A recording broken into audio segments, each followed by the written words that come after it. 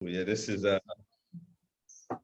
awesome to be a part of the group. Uh, First of all, my background is in youth development. I'm a consultant, national speaker for about the last 25 years, and so I partner with state, local, federal government to design, implement programs. So I work with community-based groups to get curriculum together, usually around character ed and fatherhood and avoiding risky behavior type, in terms of substance abuse, things like that. So for and then also a youth pastor. So I've been in youth ministry for a long, long time, and even now that I'm not a youth pastor, I'm still a youth pastor. I'll probably die a youth pastor, but I had been bringing young people out to Geneva Hills, probably 13 years, 12, 13 years. And then about 5 years just went on the board because I just thought, man, there's so much more that we could be doing out here. But I wasn't aware of all of the, just the history, so that property was purchased by the Presbyterian Church like in the 60s, 1959, 1960. And it was pretty much just for that network apparently, and they were doing some really cool things in the summer with kids, and then right around I think like 2008 is when just a group of folks from the community, Kevin from Zebco Industries out there, Dana Widener, they kind of came together and just kind of formed a Geneva Hills group, which they took it over from the Presbyterian. So really, it just kind of went into several years of trying to get the camp revitalized and some of the facilities back up and things like that. And so um, I probably October of last year, we were in COVID and things like that, and there was some issues which shutting down schools, and I had some opportunities to network with Lindsay Honda Group, out of Columbus, Ohio, one of the largest Honda dealerships in the nation, and they're friends of mine, and just some folks from the public school system about how can we create some services, some safety net for all of these kids that are now not going to be in school. And I, COVID was huge, but that wasn't the only thing that was huge. We know that 11.3 million kids, are in after school programs all across the country from 3 to 6.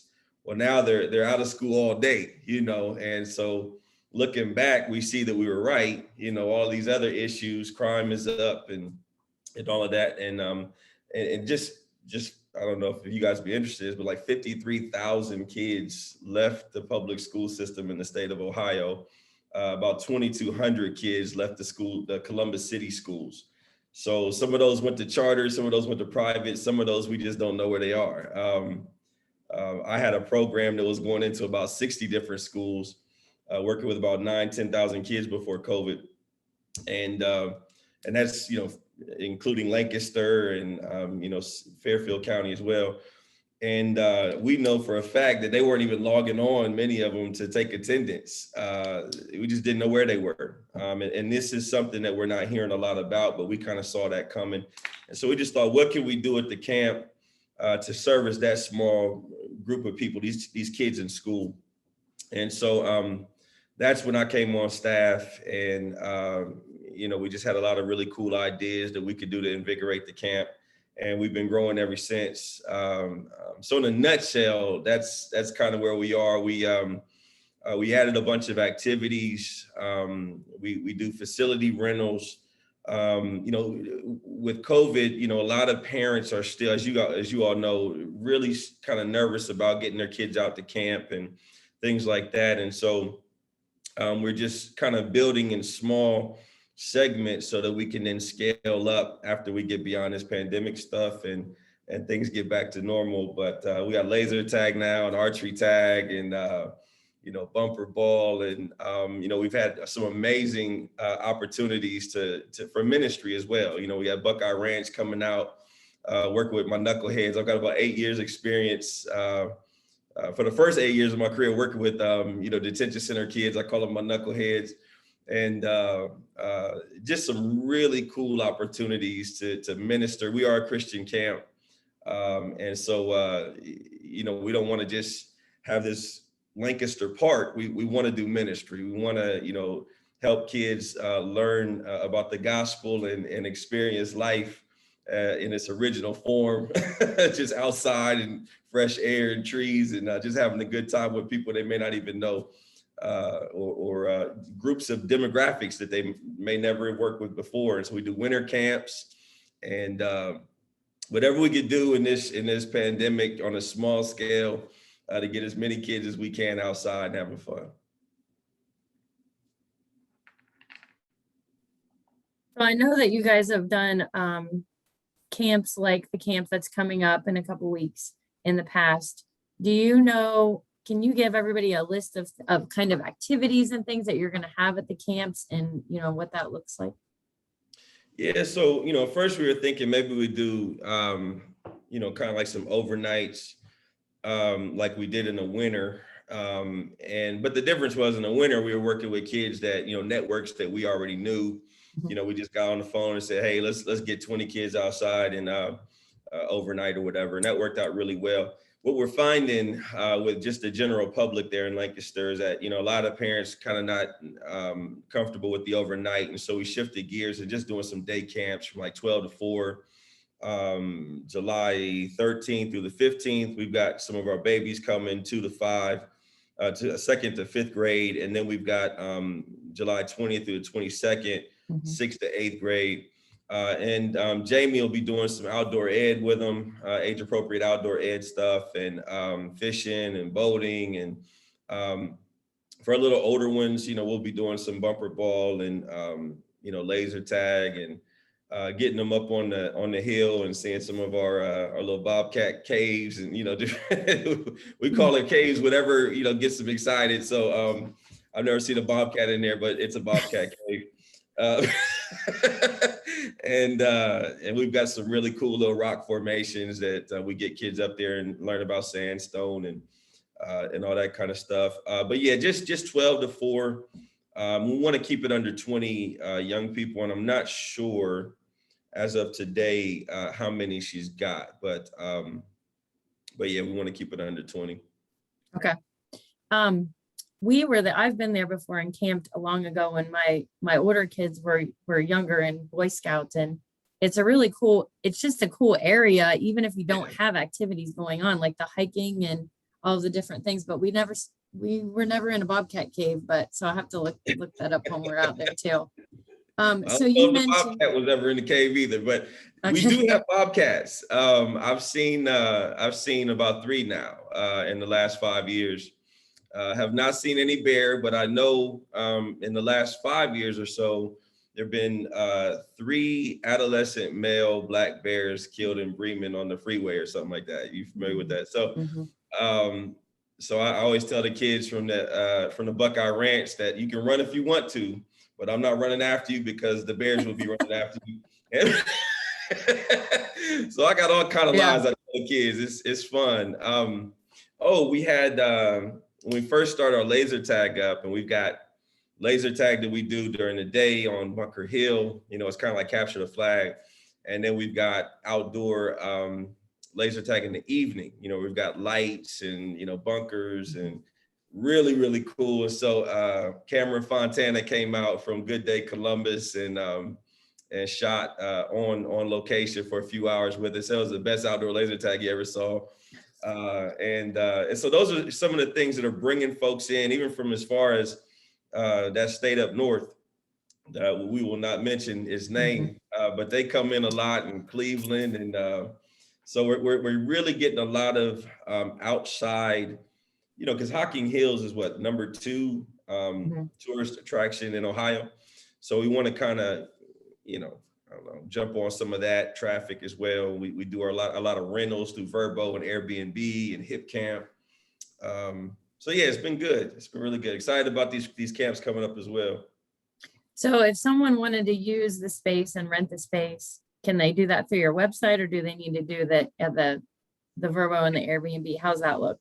They can actually, we've been beefing up and updating GenevaHills.com.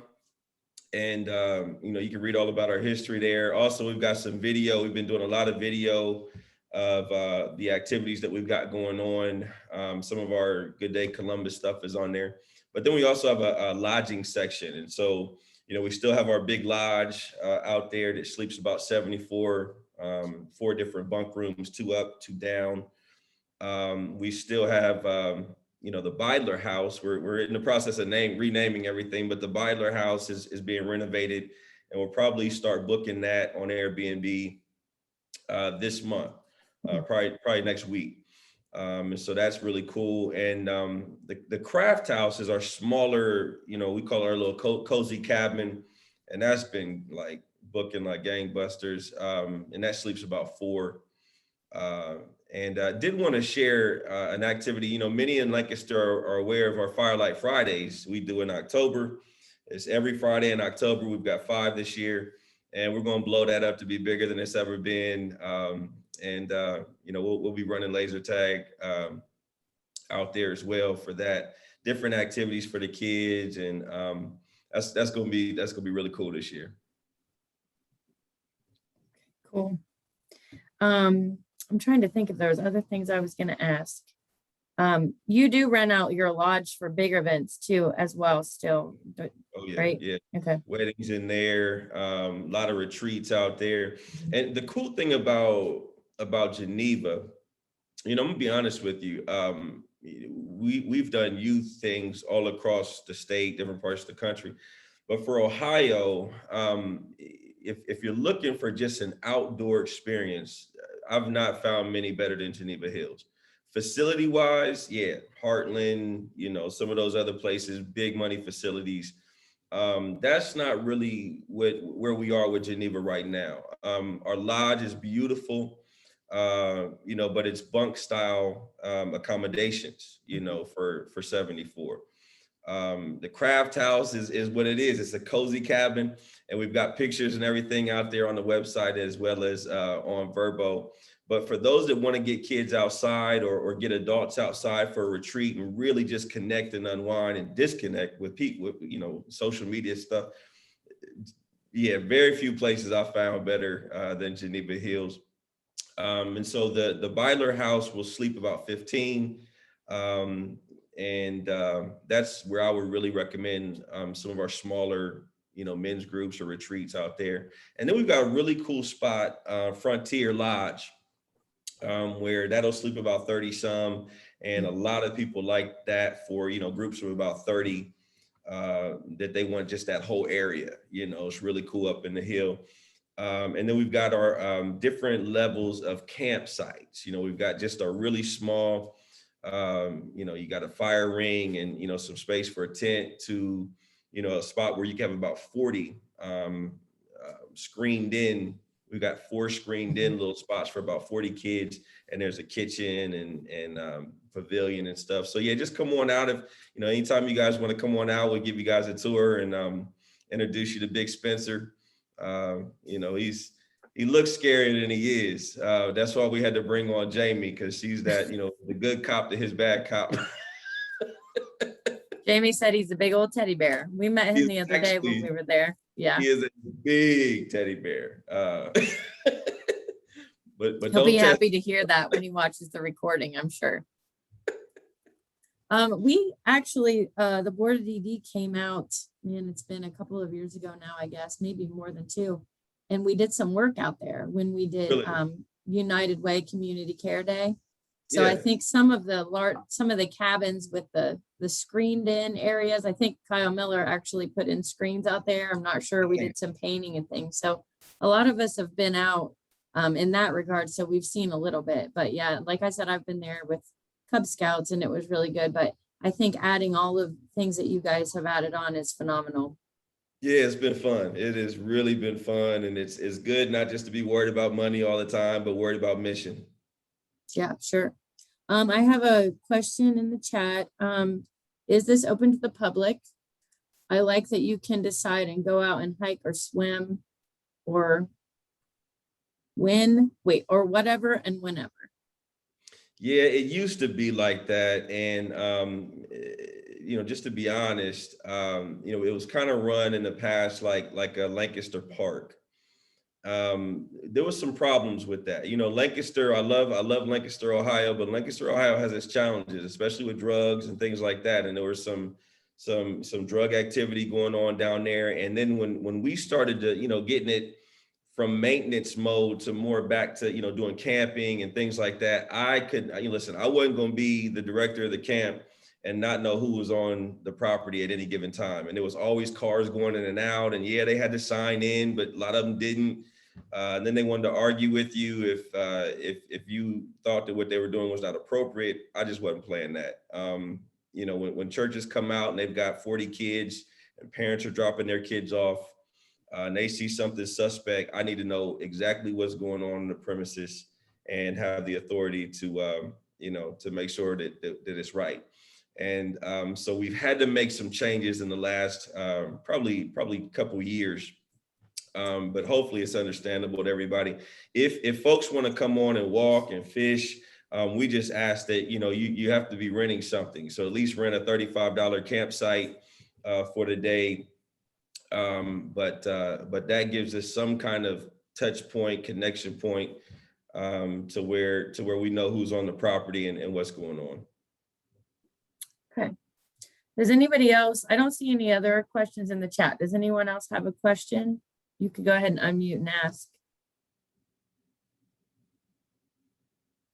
Nope. You must have covered all the material very well. Or bored everybody to death. They say, wake up. No, I don't think so. I don't think that's the case.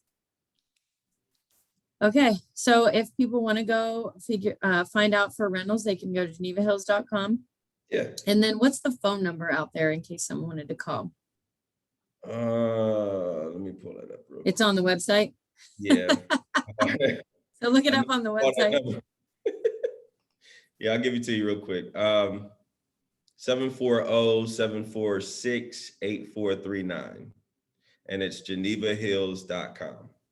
Perfect. Mm-hmm. Okay. Well, if no one else has any questions, I think that covers everything that I wanted to discuss. So we really appreciate you coming on today.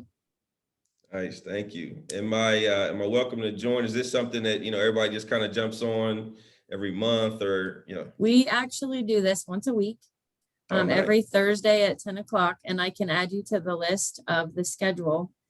So like I said, I think we've done like close to 80 calls right now, but we record and then we save it on our YouTube channel. So you could actually go back and see anybody that's already been on. And then, like I said, I can add you to the list of the schedule so we can, you can see what's coming on in the future. Right. That's awesome. Well, thank you so much. Pleasure meeting you all.